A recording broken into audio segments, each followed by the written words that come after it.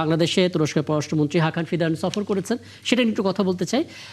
সিরাজুল ইসলাম, হাকান ফিদান বাংলাদেশে আছেন এবং তিনি আসলে বাংলাদেশে ড্রোন কারখানা বানাতে চান, এরকম একটা অ্যান্টিসিপেশন, এরকম একটা প্ল্যানের কথা তিনি জানিয়েছেন। বাংলাদেশও তাদেরকে একটা বিশেষ ইকোনমিক জোন দিতে চান, যেখানে তারা কাজ করতে চান, দুই দেশের বাণিজ্যটা আরও যেন বেগবান হয়। এখন কথা হচ্ছে, তুরস্কের সঙ্গে বাংলাদেশের সম্পর্ক জোরদার হোক, বাণিজ্যিকভাবে এগিয়ে যাক দুই দেশ, সেটা সবাই প্রত্যাশা করবে, কিন্তু তুরস্কের সক্ষমতা, বাংলাদেশের প্রত্যাশা, দুটোর মধ্যে বৈষম্য কতখানি দেখেন আর কি? আমি মনে করি যে এখানে তুরস্কের সক্ষমতা যা, আমাদের প্রত্যাশা তো আকাশচুম্বী থাকতেই পারে। তুরস্কের সক্ষমতা যথেষ্টই আছে।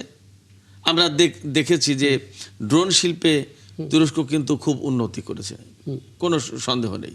সামরিক শিল্প বলতে যেটা বোঝায়, তাতে তুরস্ক যথেষ্ট উন্নত এবং এই মুহূর্তে আলোচিত একটা শক্তি, তাতেও কোনো সন্দেহ নেই। এবং তুরস্ক হচ্ছে একমাত্র নেটো জোটের মুসলিম সদস্য, এটা আর একটা বিশেষ বৈশিষ্ট্য।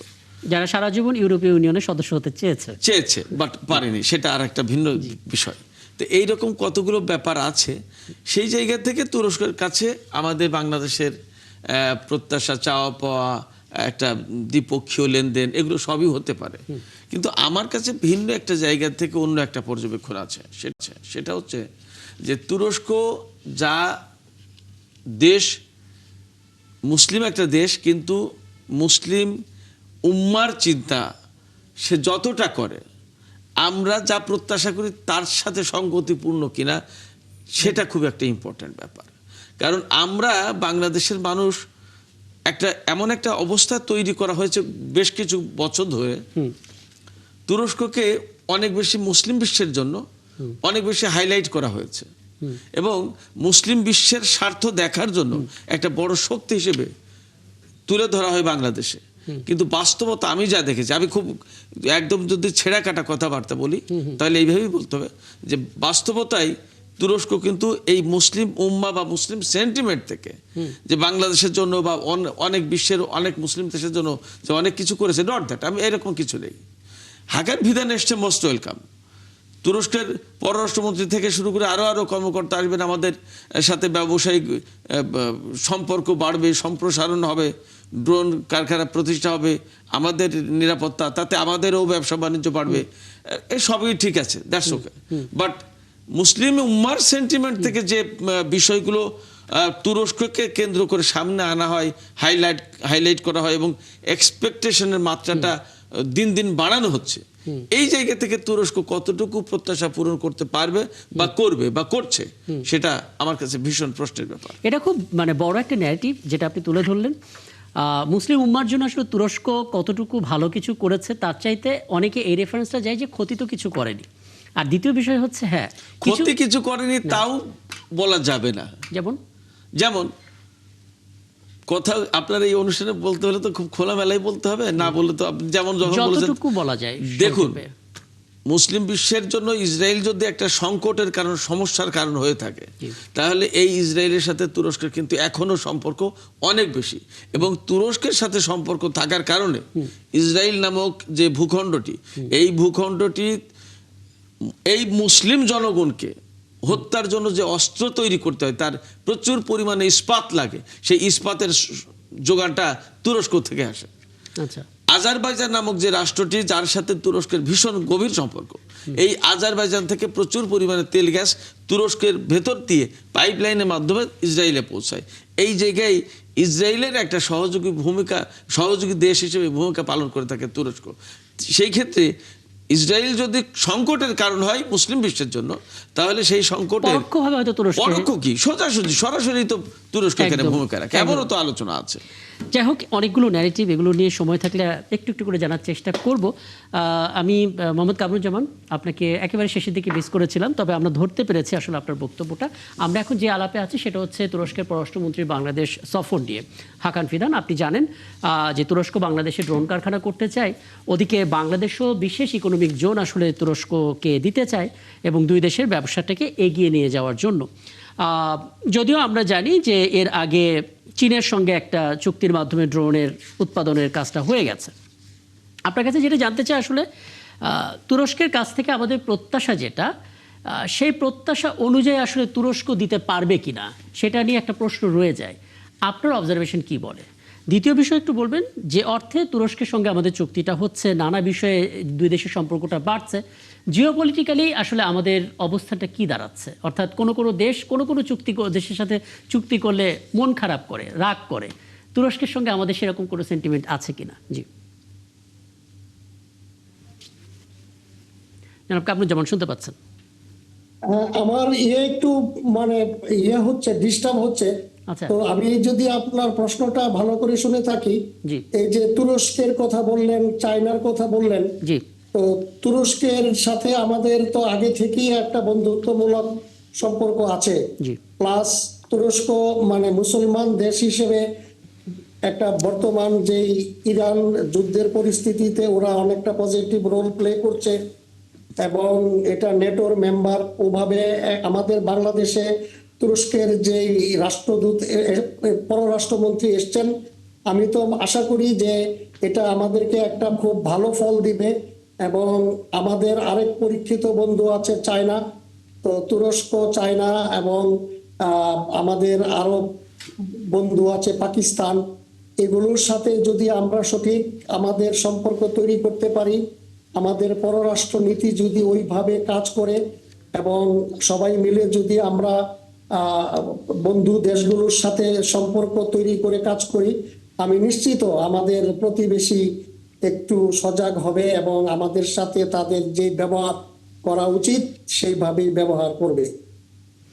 একই বিষয়টা জনাব মাহফুজুজ্জামান, আপনিও ফিল করেন কিনা আপনার কাজের যে অভিজ্ঞতা, সে অভিজ্ঞতা থেকে? অর্থাৎ তুরস্ক, চীন, পাকিস্তানের সঙ্গে বিভিন্ন চুক্তি, বিভিন্ন বাণিজ্য নিয়ে আমরা যখন কথা বলছি, তখন আসলে কিছুটা হলেও একটা দেশ তার আধিপত্য নিয়ে নতুন করে ভাববে কিনা, কি বলবেন? সেই প্রশ্নের উত্তরে যাওয়ার আগে আমি অন্য একটা কথা বলতে চাই, তা হলো যে বাংলাদেশ রাষ্ট্র হিসেবে আমাদের জন্য অনেক গুরুত্বপূর্ণ হলো যে আমরা বহির্বিশ্বের কাছে রাষ্ট্রকে কিভাবে পরিচিত করাবো। জি যদি আমরা এই রাষ্ট্রকে একটা এশীয় দেশ, একটা উন্নয়নশীল দেশ এইভাবে পরিচয় করাতে চাই, তাহলে আমাদের কাছে অর্থনীতিটা অনেক গুরুত্বপূর্ণ হওয়া উচিত। যেটা ধরেন ওই যে আসিয়ানের বিভিন্ন দেশগুলো যে অ্যাপ্রোচটা নেয়, সেই ধরনের একটা অ্যাপ্রোচ আমাদের নেওয়া উচিত। এবং এইটা নেওয়ার কারণে আমাদের কাছে অর্থনৈতিক সম্পর্কটা যে দেশের সঙ্গে যত বেশি বৃদ্ধি করা যায় ওটার উপর গুরুত্ব দেওয়া উচিত। এবং একই সঙ্গে নিজেদের অর্থনৈতিক সক্ষমতা বাড়ানোর জন্য যদি অন্য কোনো দেশের সহযোগিতা পায় সেগুলো আমরা গ্রহণ করতে পারি। এবং অর্থনীতিকে সফল করার জন্য আপনার কানেক্টিভিটি এইটা বাড়ানোর দিকে আমাদের নজর বেশি দেওয়া উচিত। এইগুলো না দিয়ে আমরা যদি সামরিক সরঞ্জামের দিকে চলে যাই, সেইটা আমি জানি না যে রাষ্ট্র হিসেবে আমাদের প্রোফাইলে জি কোনো আপনার অ্যাঙ্গেল অ্যাড করে কিনা এবং এটা আমরা করতে চাই কিনা। আচ্ছা, আর যেটা আসলে শুরুতে আপনার কাছে জানতে চেয়েছিলাম, তাহলে ওই প্রশ্নটা আবার একটু করবেন? হ্যাঁ আমি যেটা জানতে চাচ্ছিলাম যে আচ্ছা বুঝছি, আপনার প্রশ্নটা বুঝছি, আপনার প্রশ্নটা বুঝছি, কিন্তু আমার ওই প্রথম কথাটার মধ্যে সেটার কিন্তু কিছুটা উত্তর রয়ে গেছে। আচ্ছা। কারণ আপনি ধরেন এখানে চীনের কথা আসছে, পাকিস্তানের কথা আসছে এবং টার্কির কথা আসছে। তো এই তিনটা দেশের সঙ্গে সম্পর্ক উন্নত করে আপনি অন্য কাউকে বার্তা কেন দিতে যাবেন? কারণ শুরু থেকে তারাই আমাদেরকে বার্তা দিচ্ছিল যে আমাদের সাথে চুক্তিটা তোমাদের করতে হবে, অন্য কারোর সাথে চুক্তি করলে আমরা কিন্তু তোমাদের সাথে থাকবো না বা বৈরী আচরণ করব। সেই কারণে এই বার্তাটা দেওয়ার কথা আসছে। সেই জন্য আপনার রাষ্ট্র হিসেবে আপনার আইডেন্টিটি কি হবে সেটা আগে নির্দিষ্ট করা উচিত। চমৎকার। আসলে সেইভাবে আপনার এগোনো উচিত, কারণ এই একটা সিদ্ধান্তের সঙ্গে অনেক স্ট্র্যাটেজিক বিষয় অন্তর্ভুক্ত থাকে। আপনি নিতে পারেন, তাহলে আপনাকে নিশ্চিত হয়ে নিতে হবে যে হ্যাঁ স্ট্র্যাটেজিক্যালি আমি এই জায়গায় অবস্থান করতে চাই, সেটা নিশ্চিত হয়ে নিতে হবে। আদারওয়াইজ আপনি ইচ্ছে না থাকলেও ট্র্যাপে পড়ে যাবেন। একদম, মানে এটা অনেক বিশ্লেষকই আসলে অন্তত এই কথাটা বলবেন না, বা সাধারণত বলেন না, যেটা এখন মাহফুজুর রহমান বললেন, যে সবার আগে নিজেদের আইডেন্টিটিটা তৈরি করা, যে আমরা আসলে বিশ্বকে কিভাবে নিজেদেরকে পরিচিতটা করাবো, তার উপরে নির্ভর করবে যে কোন অ্যাঙ্গেলটা যুক্ত হচ্ছে। আপনি আমাকে যদি এই তথ্যটুকু একটু দেন জনাব সিরাজুল ইসলাম, আমরা তুরস্কের যে গোয়েন্দা সক্ষমতা, সেই সক্ষমতাটাকে একটু উঁচু স্তরের সবাই ধারণা করে, এবং সেটা নিয়ে অনেক বড় বড় প্রশংসনীয় নানামুখী আর্টিকেল আমরা পড়ে থাকি। সেই জায়গা থেকে আসলে বাংলাদেশের কোনো চুক্তি হতে পারতো কিনা, এটা একটা আলোচনায় থাকতে পারতো কিনা। আর দ্বিতীয় বিষয়, আমরা আসলে বিশ্বের কাছে বাংলাদেশকে যেভাবে পরিচিত করতে চাই, আমরা আসলে 54 বছরে তো বোধহয় সেটা পারিনি। পেরেছে কি? আমরা পারার চেষ্টা করেছি কিনা সেটাও তো একটা প্রশ্ন। একদম একদম। 54 বছরে আমরা বাংলাদেশকে আন্তর্জাতিক অঙ্গনে কিভাবে পরিচিত করব সেই চেষ্টা করেছি কিনা সেটাও একটা প্রশ্ন। মাহফুজ ভাই যেটা বলেছেন খুবই গুরুত্বপূর্ণ ব্যাপার এটা, যে আমরা বাংলাদেশের আইডেন্টিটিটাকে আসলে কিভাবে তুলে ধরতে চাই। তিনি একদম পরিষ্কার করে বলছেন, একদম এখানে আর কোনো রাগ ঢাক নেই, যে তুরস্ক, পাকিস্তান এবং চীন, এই তিনটা দেশের একটা, যদি আপনি তিনটা ডটকে যদি কানেক্ট করেন, তাহলে এই তিনটা ডটকে কানেক্ট করলে একদম পরিষ্কার হয়ে যায় যে কারা তারা। এবং তাদের সাথে যখন আমরা এইরকম ড্রোন ফ্যাক্টরি বা ডিফেন্সের বিষয় নিয়ে যখন আমরা কাজ করতে যাচ্ছি বাংলাদেশে, ডেফিনেটলি আমরা এতক্ষণ যে আলোচনা শুরু থেকে যে আলোচনা করছিলাম যাকে কেন্দ্র করে, তাদের কাছেই তো এইগুলো মাথা ব্যথার কারণ হয়ে দাঁড়াবে। তো আমরা এটা কোনভাবে করব, কাজটা দুইভাবে করা যেতে পারে। একটা হচ্ছে একদম হাক ডাক ছেড়ে কাজটা করা যায়, আর কাজটা করা যায় ভেতরে ভেতরে হঠাৎ একদিন পরিবর্তন হয়ে যাওয়া। আচ্ছা, সেটা আদৌ সম্ভব ইন্টেলিজেন্সের এই সময়? না, ইন্টেলিজেন্সের এই সময় হয়তো অনেক কিছু সম্ভব না, তবে আপনি যা করতে চান সেটা যদি একটু নীরবে নিভৃতে করেন, তাতে সমস্যা কোথায়? একদম এরকম হতে পারতো। এটা একটা ব্যাপার।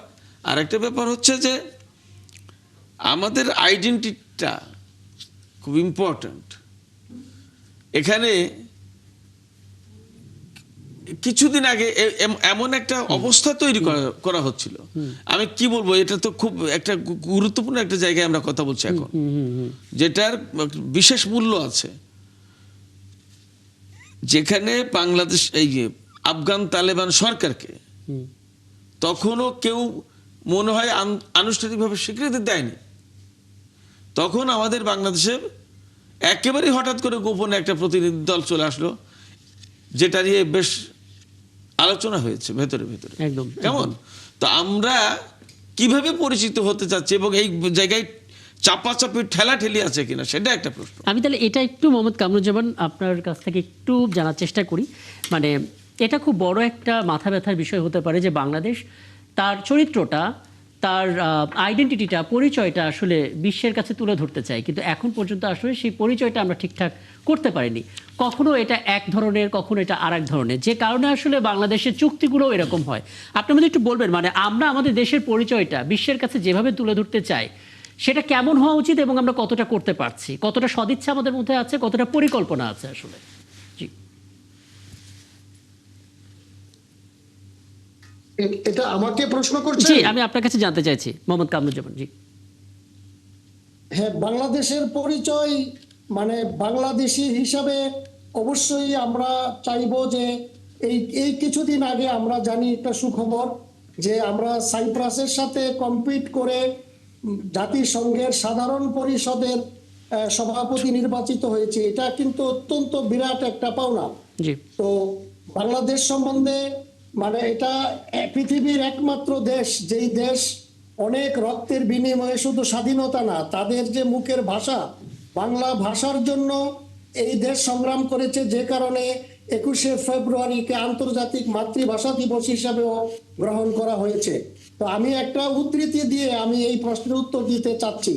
এই গোটা ভারতবর্ষে আপনার বাংলা এমন একটা প্রদেশ ছিল, এই আপনার গোপাল কৃষ্ণ গোখলে, গুজরাটে বাড়ি, উনি বলেছিলেন একবার, what Bengal things today, India things it tomorrow and rest of the world things eat day after.